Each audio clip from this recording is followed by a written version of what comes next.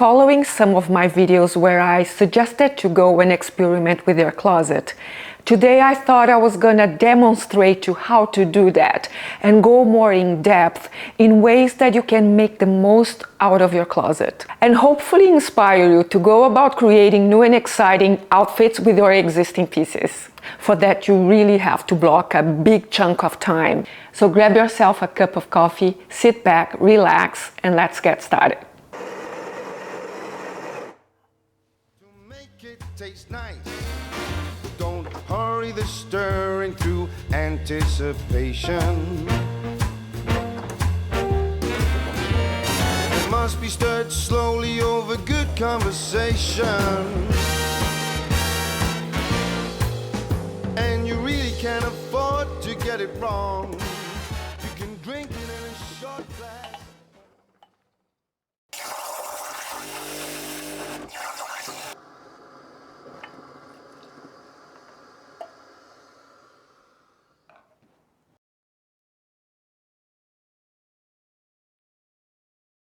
There's hardly a more sustainable way than one shopping their own closet. But at the same time, it's safe to say that it's most people's most challenging thing to create outfits with their existing pieces. And the reason being is because we normally style our clothes the same way. It's what feels comfortable to us. It's what we know works. So the first thing is obviously work with the season you're in. No point in styling winter outfits if you're just about entering spring or vice versa. So eliminate that. It's always a good idea to alternate your wardrobe so you have less to deal with. So pull off all the pieces you absolutely love, the ones you love the least, and the ones you love but you don't know how to style them, or you just style them in one way.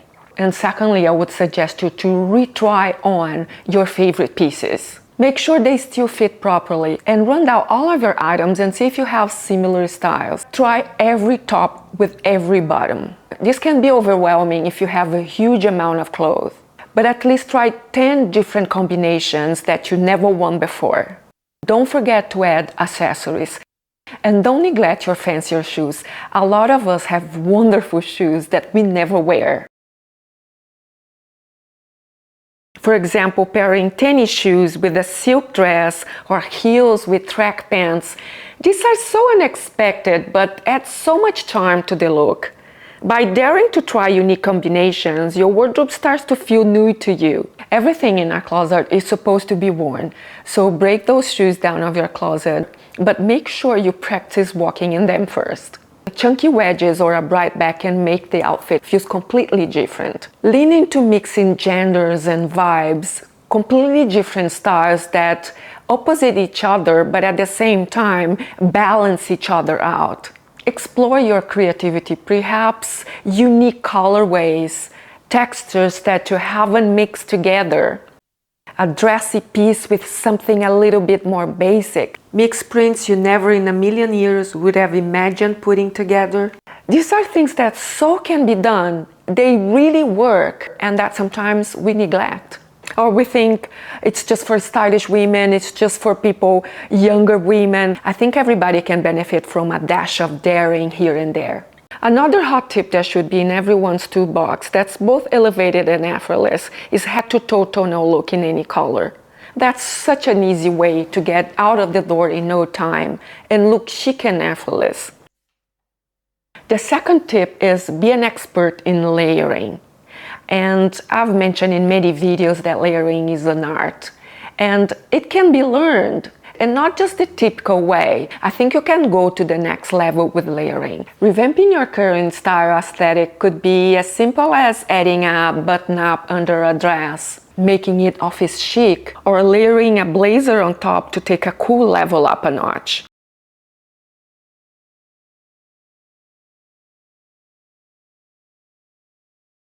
Going out your comfort zone should be your state of mind when you're exploring new possibilities and new outfit combinations. When composing an outfit, think of the items as tools. What the tool that adds refinement or chill or whatever.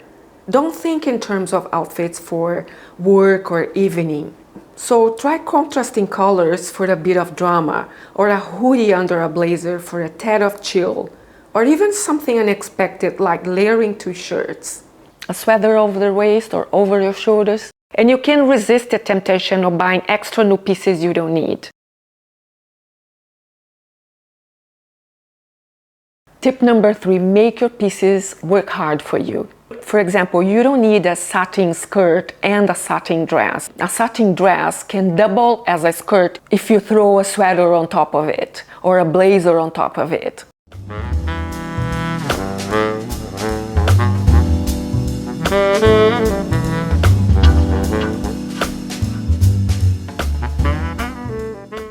And a jumpsuit can turn into pants.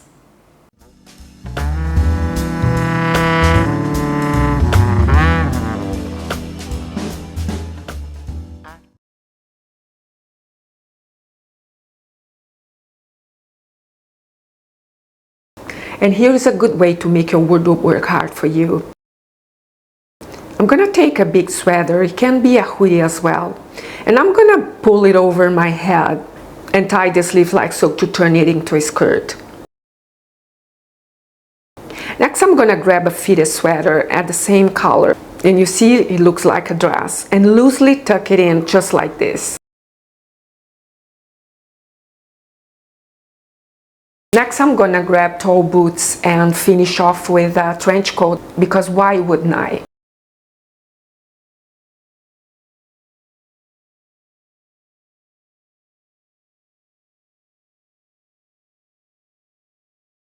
Think about how you can modify your pieces, make them shorter, make them longer, style them with other pieces that will make them go from different aspects to different situations, to different occasions. Tip number 4, keep everything available. As soon as you get your pieces out of the dryer, iron them straight away. Get into the habit of ironing your clothes or steaming your clothes as soon as you get them out of the laundry. The way they will be much easier to iron, and you have them ready when you need them.